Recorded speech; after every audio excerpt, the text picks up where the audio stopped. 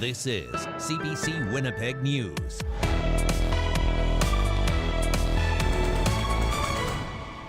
Good evening. Thanks for joining us tonight. A school sexual abuse survivor says, and advocate says, not enough's being done to protect children and students in Manitoba and across the country.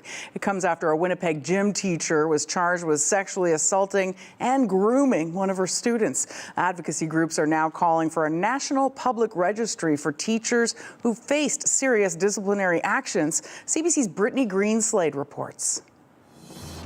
Schools are supposed to be safe spaces for children, surrounded by people in positions of trust. But sometimes that trust is abused. It's just heartbreaking.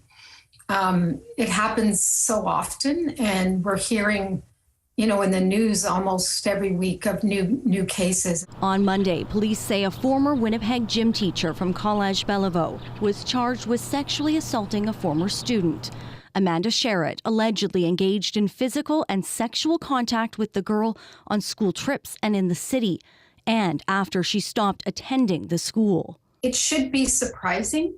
It's shocking to me that this happens at all still, even though I spend much of my time now, working with victims and reading and studying this issue. But it is shocking. Anne-Marie Robinson was 16 years old when her music teacher began abusing her on field trips. She's the co-founder of the advocacy group Stop Educator Child Exploitation. She's pushing for a national public database of teachers and staff who faced disciplinary action for serious incidents. Anyone who abuses children, they tend to be mobile. And so you can leave Manitoba, but then get a job in another province. The Canadian Centre for Child Protection agrees. Say, why is this not transparent? Why is this not available to Canadians to see what's going on? Its 2022 Canada-wide study of child sexual abuse in schools found at least 252 staff at K-12 schools committed or were accused of committing sexual offences against children over a 5-year period. 74% of the offenders were also coaches. While not all of the accused were charged, convicted, or ever publicly identified, everyone faced some form of disciplinary actions. If, in fact, there's complaints coming forward of sexual misconduct or professional misconduct, that these should be publicly available. A plan is in the works. The Education Minister says the NDP will follow through with the former government's proposed Bill 35. It includes establishing a public online registry and naming an independent commissioner to review complaints about educators by January 2025. Brittany Greenslade, CBC News, Winnipeg. Community members in the Pas are devastated by a fire early yesterday morning that destroyed the historic Lido Theatre. It was the first theatre in Western Canada designed specifically for movies with sound. As CBC's Josh Crabb reports, investigators believe someone started the fire deliberately. The RCMP is looking for a suspect in an arson that destroyed an iconic northern Manitoba theatre. The Lido Theatre has long been a fixture in the Pas, but early Monday morning, the 95-year-old building went up in flames. The Mounties say the fire was set on purpose, destroying a building the town was trying to bring back to life. Firefighters from the Pas and Opaskwayak Cree Nation were called just before 5 in the morning. They encountered heavy smoke coming from the building. Crews tried to put out the fire but couldn't save the Lido. It's a big loss for the Pas resident August Rivelin, the theatre's former owner and the grandson of the founders of the Lido. Not only did he run the place, he used to live there. You know what, I think I'm even still in shock. It's just the building, although the town of the Pas actually took ownership of it in December with the idea of restoring it, but it was completely full of all my stuff that we were still working on me getting out of there. So there's my stuff, my clothes and things, and 4 generations of artifacts. It opened in 1930 and hosted films, live theatre, and musical performances. Rivelin says it was the first theatre in Western Canada built specifically for talkies, but in 2020 the theatre closed amid the COVID-19 pandemic and never reopened. Mayor Andre Murphy says the town of the Pas was trying to change that. And over the last number of years, there with all the challenges in the world, it became unviable, and the town sort of acquired it again through a taxation sale. Firefighters say the building was vacant at the time of the fire and there were no injuries. The mayor says it's expected to be a total loss, and he's disappointed to learn it was arson. Rivelin and others are now left with nothing but memories. It was always such a hub of family-friendly fun, and one of the few things really in the northern town that is, family-friendly, alcohol-free, everyone welcome. And I think the fact that it's gone in such a permanent way so quickly is a shock to everybody. Rivelin says the loss of the potential for what the building could have been will be the most difficult part for the community. Anyone with information about the fire is asked to call the PAW RCMP. Josh Crabb, CBC News, Winnipeg.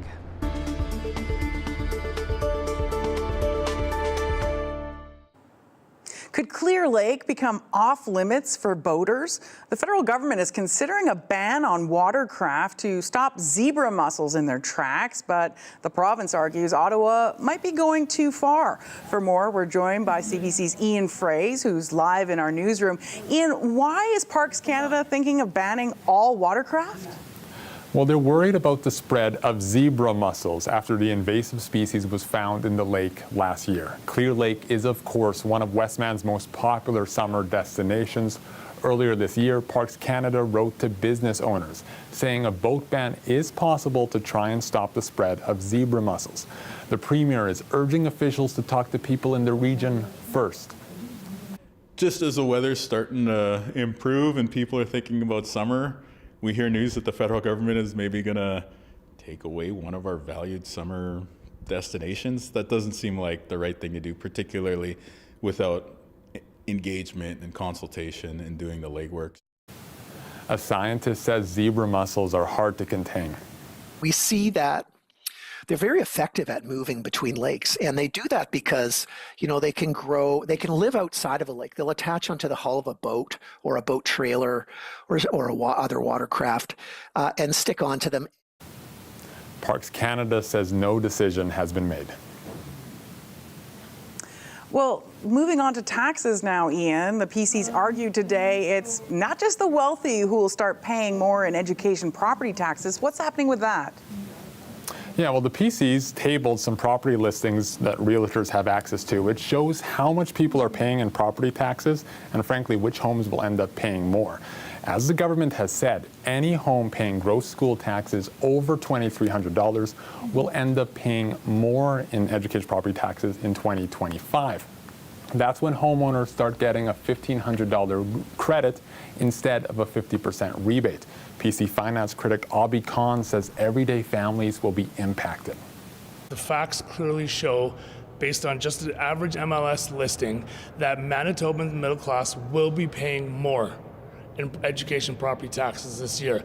Those are facts. So I tabled houses. I tabled houses in La Jamodier, in Waverley, in Southdale, in River Heights, throughout Winnipeg, and throughout Manitoba, actually, that their education property taxes will be going up.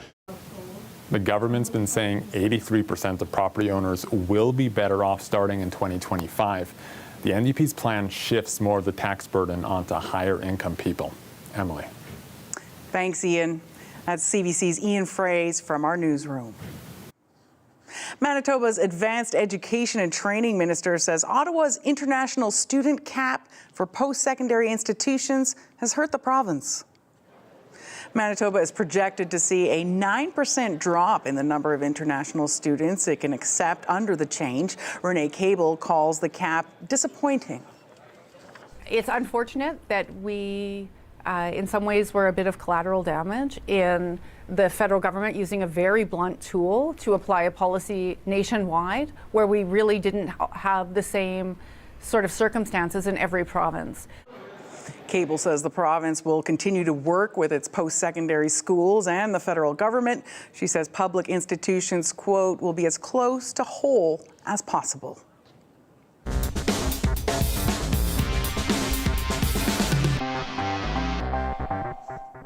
Plans for a massive new recreation facility in Waverly West have been put on hold. Construction of the South Winnipeg Recreation Campus was supposed to start in 2022.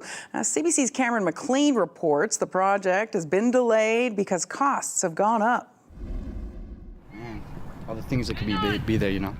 Precious Lebe Bugba and Callum Tennant are looking out at the future site of the South Winnipeg Recreation Campus, but it's not much to look at right now. The two Pembina Trails collegiate students say they have limited options for recreation in the neighborhood. If we could have one right here, it'll be more accessible for people who live here, because all those houses over there, they can just walk over here instead of driving all the way to Altia. The city had planned the South Winnipeg Rec facility to go along with the construction of the new high school and other amenities to serve the growing population. But while the school opened in September, the rec facility has been delayed because costs have soared. Well, I'm furious. I wish our government would be a little more organized. The plans include 3 gyms, a running track, and fitness facilities.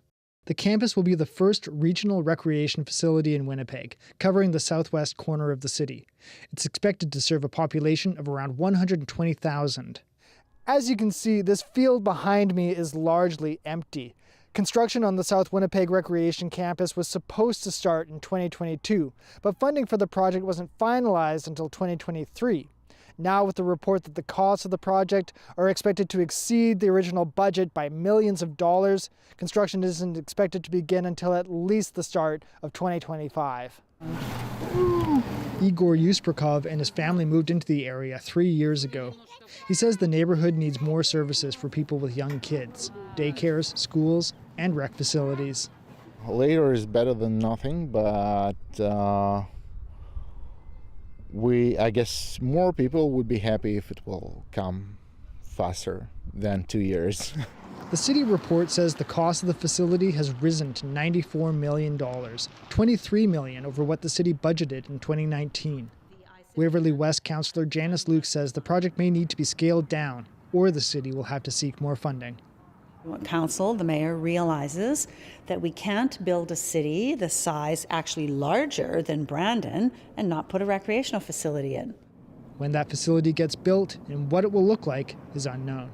Cameron McLean, CBC News, Winnipeg. Wolseley Avenue is a step closer to a lower speed limit.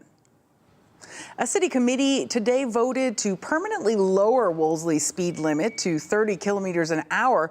The street reduces its speed limit every spring through fall as part of the city's seasonal bike route program. Residents welcome the move, but some say a temporary speed limit isn't enough. A child got hit here this year and it was, traumatizing. So really anything we can do to make it safer. I feel awesome about it. I think people drive way too fast. I would be happy if all residential streets were changed to 30 kilometers. I think more pedestrians would flock here and more cyclists. 30 kilometers is way safer than 50 in terms of chances of death. I live right here and I have no problem driving 30. The place is full of kids.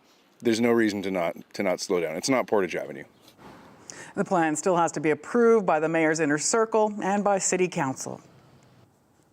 A teacher hurt when the Fort Gibraltar footbridge collapsed during a school field trip is suing Festival du Voyageur and the city of Winnipeg. A group of students was touring the historic site last May when the wooden footbridge crashed to the ground. 17 children and 1 adult were injured. In this latest case, the complainant says she fell 6 meters and suffered numerous permanent injuries, including a fractured spine. And she's seeking general damages for loss of ability to earn an income and medical expenses.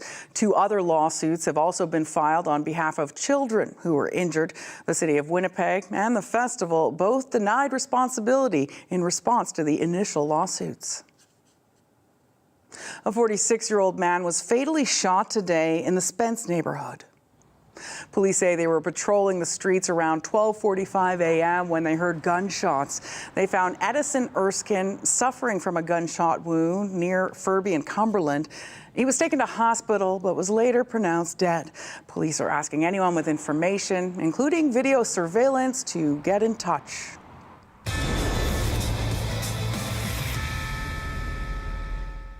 Canada's biggest annual basketball event is coming to Winnipeg. The Canadian Elite Basketball League announced today the Winnipeg Sea Bears have won hosting rights to the league's 2025 championship weekend. CBC's Zubina Ahmed has more.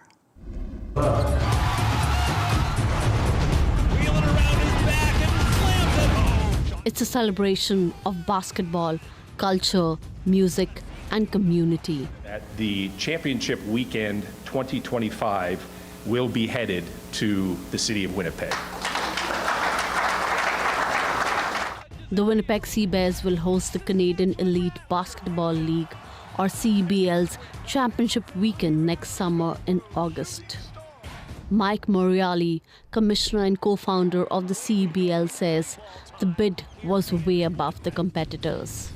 The way they've been able to access into the community and be able to attract people to basketball, to a different entertainment product, bring people downtown, engage with them in a way that maybe they haven't been engaged with before. Jason Smith, president of the Sea Bears, says the team has been built from the ground up in such a quick time. I think it's special, first and foremost, because we're such a young franchise. I mean, we just started this year, last year. This will be our second season coming up. So to have had such overwhelming support that we were able to make a case of the strength that we could, that we have the fan base, we have the venue, we have the partnerships with the city and province and the biz locations. I really think that that is a testament to Manitoba and Winnipeg and the community here, the basketball community. The Manitoba government is kicking in $1 million to support the event. Premier Wapkanu says the championship will bring a $4.5 million boost to Manitoba's economy. Tournaments, concerts, a championship game, the player awards, that's great for downtown. It's going to bring economic activity. Chad Solaire has been a longtime basketball athlete and coach for 36 years. He heads Little Ballers, a preschool-aged basketball development program where he coaches young kids. He talks about the rising popularity of basketball in young people. I've got to see kind of pre-Sea Bears coming here, pre-Toronto Raptors coming here, and kind of observed basically like a tsunami happen in terms of just how excited the city has gotten over basketball. So I would say, to answer your question, it's definitely becoming a way more popular sport that kids are picking up from a younger age. In its first year, the Sea Bears broke league attendance records. Chad Postumus played for the Sea Bears and says it's an honor to play in his hometown. People came out and realized that this is really, really good basketball. You got a lot of NBA level talent here. A lot of dunks, a lot of 3 points. It's exciting, right? And it's a little bit different than your traditional hockey and football, right? It's basketball. I feel like it's more of a global sport. So having that here has been just amazing. The 2025 sports year is a busy one for Winnipeg. In addition to the CBL's championship weekend, the Grey Cup will be held too. Zubina Ahmed, CBC News, Winnipeg. We'll learn tomorrow what the 2024 Winnipeg Whiteout street parties will look like. True North, along with United Way, the Mayor, and Premier Wapkanu have scheduled a news conference for noon tomorrow. They'll outline plans for this year's Winnipeg Jets playoff run. The Jets currently sit 2 points behind Colorado for the second place in the Central Division. They look for their fourth straight win against Nashville tonight.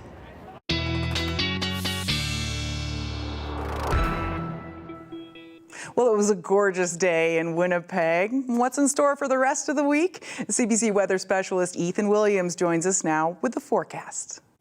Well, thanks very much, Emily, and a nice day through Manitoba, specifically in the southwest. We've seen some temperatures this afternoon near 20 degrees, a little chillier through the inner lakes, some single-digit temperatures there as we've seen some showers moving through, and even in the north, well above seasonal for this time of year. We've seen some clear skies, especially in the western half of the province through the afternoon today. And again, as we move a little bit closer to the Winnipeg area, you can see those showers at times moving through near the Gimli area, and that's brought a little little bit of some cloud cover to the Winnipeg area, but by and large, much of southern Manitoba looking at those sunny skies. Now, usually when we see the warmth and the sunny conditions, we have to pay for it with the wind. But today, it's been a nice calm day through much of the province. Gusts really not picking up all that much. And that is because we are nicely situated between two areas of low pressure. We have this system which is moving through northwestern Ontario, which has been bringing some showers through there.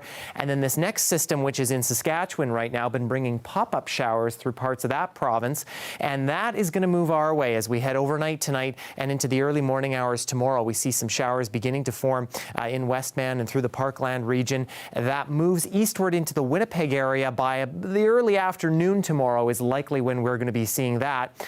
Those continue to pop up at times through the evening hours before starting to move out as we head through the day Thursday. Still some showers possible then, though. For the north of the province, you're still catching some snowfall from that other low-pressure system. In terms of the rainfall amounts in southern Manitoba, though, don't take these numbers to the bank. It's going to be pretty hit and miss in terms of what we get, depending on if you see these showers or not. But could be a few millimeters picked up here and there. For the north, with the snowfall, could be some pockets of 2 to 4 centimeters through much of the far north. In the Gillam area, you could be in the 5 centimeter range at times. Now, in terms of the winds, going to be picking up as that system starts to move in. Tomorrow, later in the afternoon is when we'll start to see those in the southwest, picking up 40 to 50. Those shift eastward through much of the rest of the province, including in the Winnipeg area, as we get into early Thursday morning, and likely going to be a little bit windy at times then. In the meantime, in Winnipeg tomorrow morning, we'll see mostly cloudy skies around 8 a.m. Look at how calm those winds are out of the southeast, only gusting to around 3 to 5 kilometers an hour. Cloud cover fully in place likely by the noon hour or so. Temperature, though, getting above 10 degrees once again. We're looking for a daytime high of around 15, around 3 o'clock or so. Things will drop off, though, a little bit by 4 o'clock. That is when we have a chance of some showers. I'll have a look at your full provincial forecast coming up. Thank you, Ethan. Hundreds of people packed the Victoria Inn over the weekend for a punk rock flea market. Close to 100 vendors displayed their wares, selling things like art, clothing, and comics. Organizers say the event offers space for people to just be themselves. Videographer Jason Empson takes us there.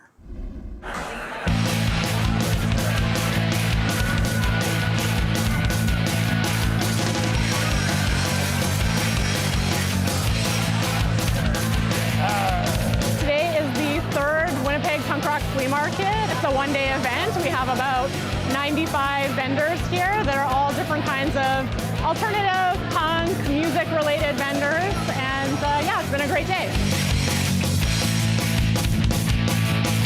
We have winter for so many months, and we just love to do creative, interesting things, and I'm bringing everybody together to do that here.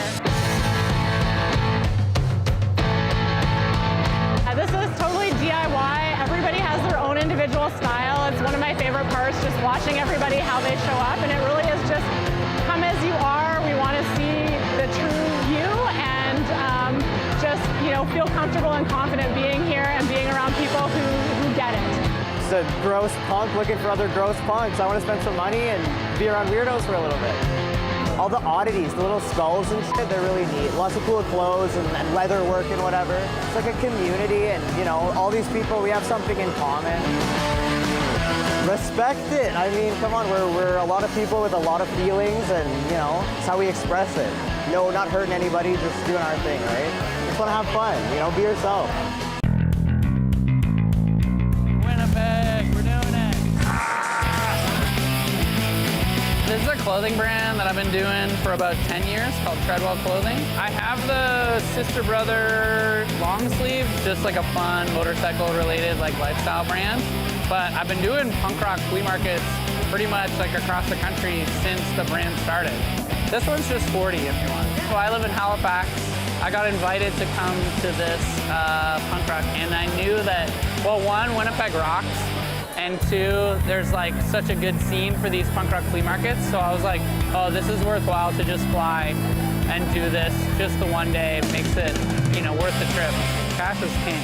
Awesome, appreciate it, thanks so much. The style in Winnipeg, everyone has such great style here. It's so cool to see an event like this with like hundreds of people, and everyone has like gone out of their way to like look really cool and like be wearing like their best outfits. So Yeah, it's really fun. Such a good scene here. Music, punk rock, the alternative culture is always going to appeal to the youth, and then there's always the old people like me that grew up on it and are hanging on and will always be part of them, right? And they'll always be interested and attracted to that kind of outside of the box stuff. We just are so proud to be a part of Winnipeg, and we want to be here for a really long time and support the local business and maker community. I just love seeing everybody come out and support local business. I mean, we wanted this to be a huge event, a long-term event, and it looks like that's going to happen, so I couldn't be happier. A commission investigating China's attempts to meddle in the past 2 federal elections heard from members of the Prime Minister's inner circle. We'll hear what they said after the break.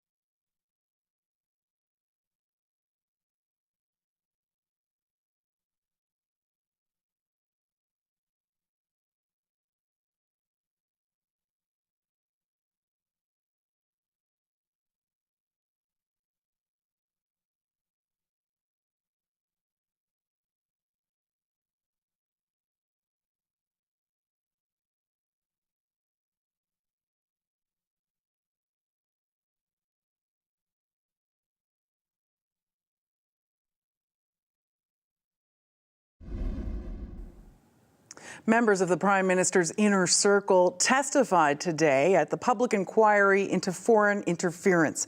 A commission is investigating China's attempts to meddle in the past 2 federal elections and how information flowed within the government. CBC's Ashley Burke has the latest. Members of the Prime Minister's inner circle say they had no idea there were allegations of a foreign disinformation campaign against the Conservatives until after the 2021 election. We learned about the Conservative claims almost immediately after the election because they made them public. Their testimony comes a week after former Conservative leader Aaron O'Toole told the inquiry he believes his party lost up to 9 ridings due to election meddling by China in the last election, and that a public alert should have gone out to stop it. To suggest that an election is free and fair from foreign interference is not accurate if some people are impacted. A panel of top civil servants concluded that attempts to interfere with that election did not affect the results. This document describes a number of, again, incidents or allegations of mis- and disinformation about the Conservative Party, its leader, Aaron O'Toole, and MP candidate Kenny Chiu. My question at this point is this something that you were aware of during the 2021 election? During the 2021 election, I was not aware of allegations of any kind of foreign, like any foreign state propagating this kind of misinformation. The Liberals' 2021 campaign director said that while they weren't aware of those claims at the time, the Liberals were monitoring voters' response to the Conservatives' platform and its stance on China. He said it was turning voters off. We were observing having significant impact on the electorate. The Prime Minister's Chief of Staff said they were also unaware at the time of any intelligence suggesting the People's Republic of China preferred the Liberals win the election. I would just go further to say it was surprising to us when we were learning this much later, that this intelligence existed. The inquiry will continue to investigate who knew what when. The Prime Minister will face questions when he testifies on Wednesday. Ashley Burke, CBC News, Ottawa. Europe's highest human rights court made a historic ruling today about global warming. It ruled in favor of a group of Swiss women who said their government's actions to fight climate change were inadequate. I am so, shocked, positively shocked, so happy, because we could do something. We could do something. We could contribute to the future, to a better future for our children. More than 2,000 women argued the government failed to implement policies to mitigate global warming. They argued their health and living conditions have been negatively affected and say that constitutes a violation of their human rights. The court sided with them but dismissed 2 other cases brought by 6 young Portuguese activists and a former French mayor. Both argued that European governments had violated their rights by failing to tackle climate change fast enough. A CBC News investigation has uncovered a Canadian DNA laboratory that knowingly delivered prenatal paternity test results that routinely identified the wrong biological fathers. The unregulated lab delivered the bad results around the world for years. CBC's Jorge Barrera has the story. Coral Mayer was 19 when an unplanned pregnancy changed her life with a complication that made everything harder. Here's something that is humiliating, but I don't know the father of my child. She turned to Toronto lab Vigard Acumetrics for a prenatal paternity test, but the company got the results wrong. After the baby was born, another lab named the right father. I'm very bitter towards the whole situation, honestly. Like, there's so much I could have avoided if I hadn't have gone through that. CBC News sent a producer inside the lab with a hidden camera to find out more. Hi. At least with this, it sounds like the accuracy is there, because with the prenatal... Prenatal, it was never that accurate, and it's expensive. It's a couple $1,000s for a test. The owner, Harvey Tenenbaum, said he stopped selling prenatal paternity tests because they couldn't be trusted to identify the right dad. We're literally at that test now. It's pretty good, but pretty good is not good enough. He said sometimes the tests were proven wrong right at the birth. Test the white guy and the baby came out black. I said, what the hell's going on here? Experts say prenatal paternity tests are very accurate when done right, but a CBC News investigation has found multiple cases where Vigard named the wrong dad. These stories span a decade, from Canada to the UK, the United States to Australia. ViaGuard Acumen. Private commercial DNA labs like ViaGuard don't need a license to operate, and Health Canada doesn't regulate them. This public policy expert says that's a problem. We need to protect the public. You can't underestimate the impact that results like this have on individuals. Dr. Harvey Tenenbaum, how are you? I'm Jorge Barrera. Tenenbaum didn't respond to multiple interview requests. When CBC News approached him outside his lab, Tenenbaum said mistakes happen. You know, you do thousands of tests. Yeah, but... And half the errors are the collection problem. Because I know that you knew these tests were flawed, but you still kept No, selling the them. tests were never flawed. The tests are accurate. We had a hidden camera, and we spoke to you about this, and you said you knew that they were wrong. ViaGuard stopped selling its prenatal paternity tests sometime in 2021. The main thing I want for ViaGuard is for it to close down. I don't think anyone would even imagine that it would still be open. It's still open and doing other types of DNA business. Jorge Barrera, CBC News, Ottawa. The parents of a Michigan school shooter have been sentenced to up to 15 years in prison for failing to prevent a deadly attack in 2021. Their son, Ethan Crumley, killed 4 fellow students using a gun bought for him by his parents. Mr. Crumley, it's clear to this court that because of you, there was unfettered access to a gun or guns, as well as ammunition in your home. James and Jennifer Crumley were both convicted earlier of involuntary manslaughter in connection with the shooting. They were found grossly negligent in failing to address their son's growing mental health issues. Families shared emotional victim impact statements. The Crumleys expressed sorrow, but said they had no idea their son was capable of killing. Ethan Crumley pleaded guilty in 2022 to the shootings and was sentenced to life in prison. It's the first case in the U.S. where parents have been tried for a shooting carried out by their child. Well, still to come, the solar eclipse yesterday had a lot of people looking to the sky, but an observatory in BC, it keeps tabs on the sun year-round. We'll show you why after the break.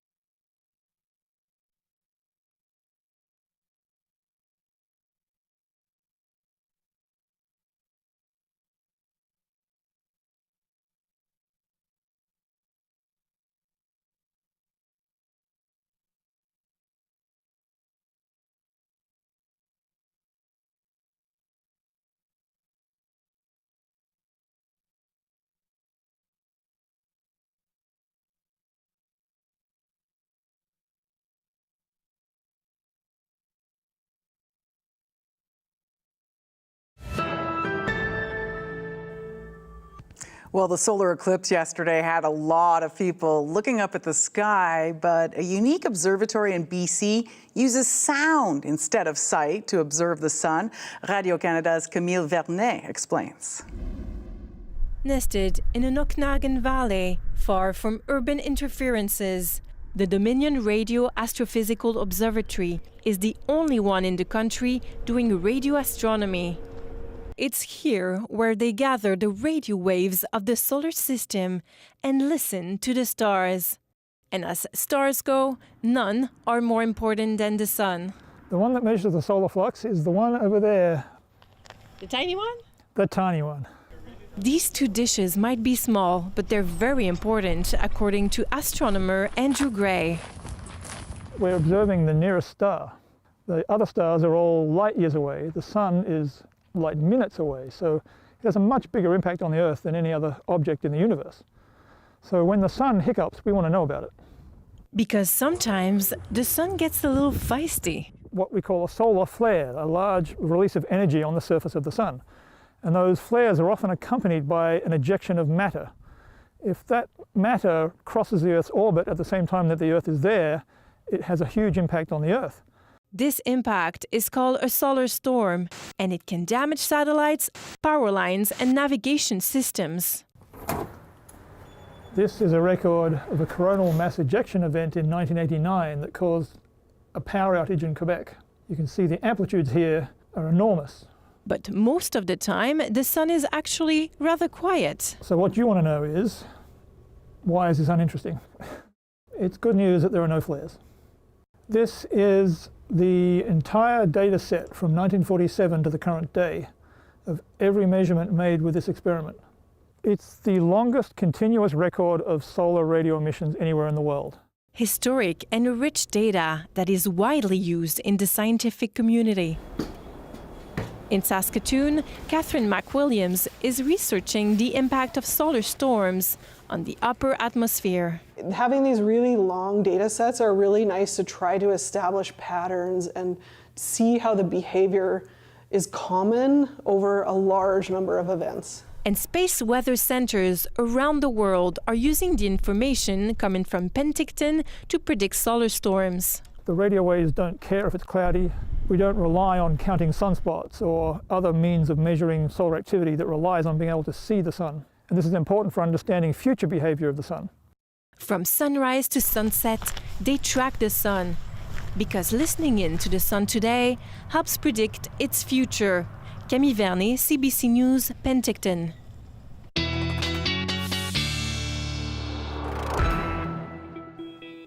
Time for another look at the forecast. CBC weather specialist Ethan Williams joins us now with more.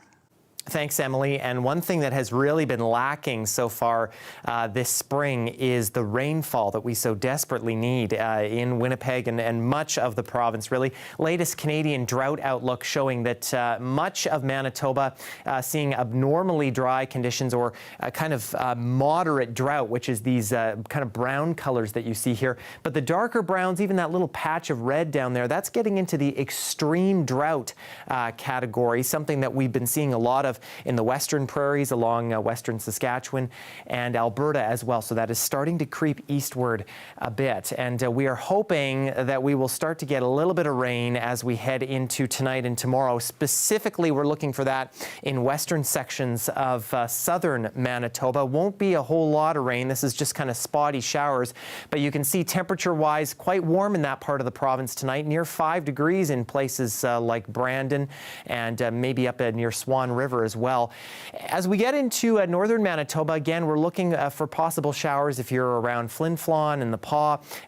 Further eastward, around the Gillam area, Shamattawa, that might be falling as a little bit of snow as well as you're closer to the freezing mark. But again, these are still temperatures that are well above seasonal for this time of year. As we get into tomorrow, starting the day at 7 a.m., temperatures likely going to be above freezing once again for many of us. Again, spotty showers and mostly cloudy skies for the north as by the afternoon we're getting into double-digit territory again for a lot of us. And again, a little bit of that snow starting to move in to the far north, particularly around the Taduli Lake area.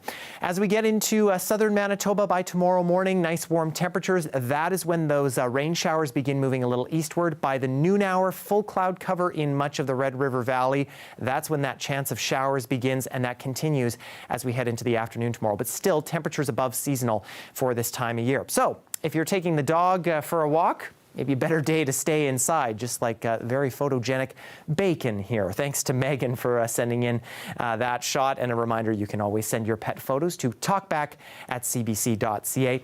Again, clouds by about 10 or 11 tomorrow morning, and then showers by about 1 o'clock or 2 o'clock, at least a chance of showers in the Winnipeg area is what we can expect. Extended forecast, though, showing clearing on Thursday. Maybe some morning showers possible. A little breezy on Thursday, too. And then some full sunshine as we head into Friday. If you like the warmth, you are really going to like what you see in our full 7-day forecast. And for the weekend ahead, I'll have that, Emily, coming up a little bit later.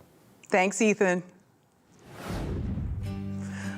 Well, now that that weather forecast is warming up, a lot of Manitobans are thinking about their gardens. Harvest Manitoba is asking gardeners to grow a row for the food bank. More on that after the break.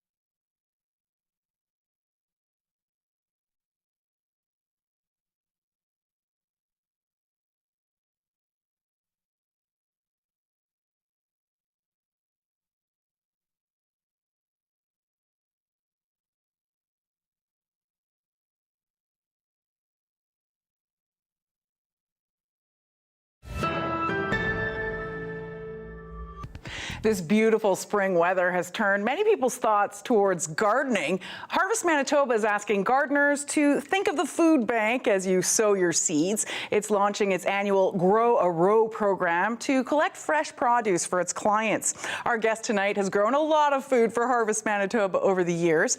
Heather Workington and her family run Prairie Grove Acres, a you-pick raspberry farm in Domain, just south of LaSalle, Manitoba. Hi, Heather. Hi there. So your farm has grown for Harvest before. How did that work, and what happened with the food that you donated?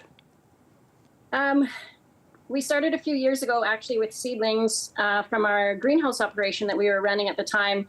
We had extras and we just called up Harvest Manitoba and said, hey, this is what we got. Can you guys make use of it? And they could. And it honestly just snowballed from there. With our raspberry U-pick, last year we had a great season. And because we had a relationship with Harvest Manitoba, we just made an easy phone call and said, can your clients make use of these? Can you guys make use of these? And it was an astounding yes. So that's kind of how we've had a great relationship with them, and we've just carried it through with whatever we could grow for them. Mm-hmm. And I understand you had a bunch of volunteers come out and help pick those raspberries. What did people have to say about that experience? I think it was just a fun day. We actually did it twice. And we just put a call out on social media. We had Harvest Manitoba volunteers, people that they brought from employees of theirs, also volunteers of theirs, and then people from our community and people who have picked with us came out, and it just was fun. I think everybody feels great when they're helping out. And if there's an opportunity to help, I think people genuinely want to. So I think it was just a great day. Like we had fun. There was a lot of smiles, a lot of laughs in the field. It was good. Mm-hmm. And then, of course, the clients ended up with fresh raspberries in their hampers. What difference do you think it makes maybe for the food bank clients to eat fresh fruit and veggies instead of the canned food they might usually get? Well, we're totally biased towards fresh local produce, so there's nothing better. It tastes better, it lasts longer.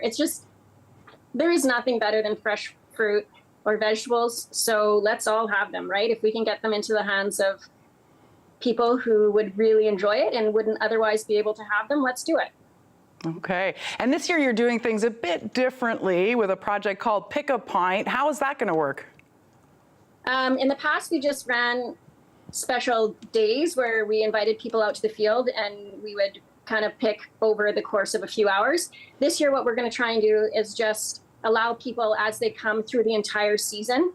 If you're out here and you're picking for yourself and you want to pick an extra pint, we're going to take that pint and we're going to get it into the hands of Harvest Manitoba.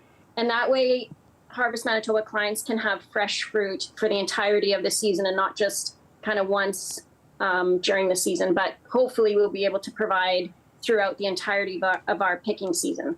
Mm-hmm. And just before we go, Heather, for the gardeners out there, including the beginners who are now thinking about growing a row for harvest, what words of encouragement would you offer them? You can do it. It's easy to grow. It's easy to grow food. Think of melons, zucchinis, tomatoes, anything. It's really easy to start a garden, and honestly, you'll have an abundance. So think of bagging it up and bringing it to harvest. Thanks so much for joining us today, Heather. You're very welcome. Thanks for having me.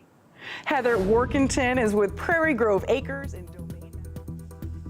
Well, still ahead, Ethan Williams is back with your 7-day forecast. You're watching CBC Winnipeg News.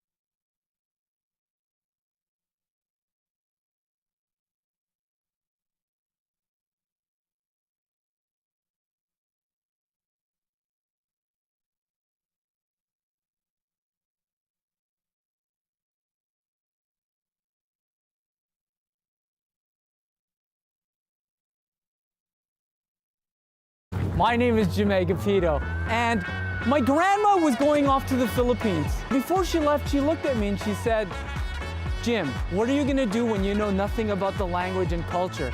You are a bad Filipino. She doesn't actually think that I'm a bad Filipino. Well, maybe she does, because the only things I know about are the swears in Tagalog and, well, karaoke. Who doesn't love karaoke? Come with me on this adventure where I learn about the culture.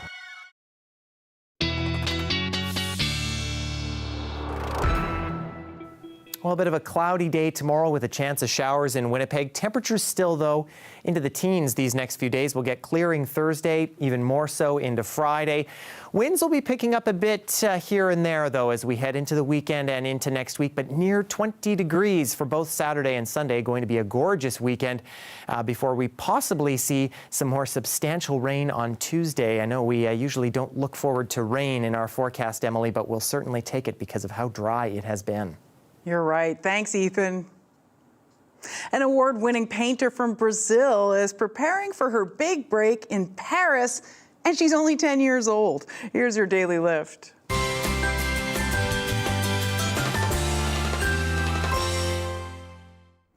Sophia Helena was just 6 years old when one of her teachers spotted her talents. She's been drawing and painting ever since. Sophia says she admires Vincent van Gogh for his ability to portray emotions in his works. And she recently won a contest, and later this year will have some of her works displayed at a private gallery near the famous Louvre Art Museum. And that's our show for this evening. Have a good night.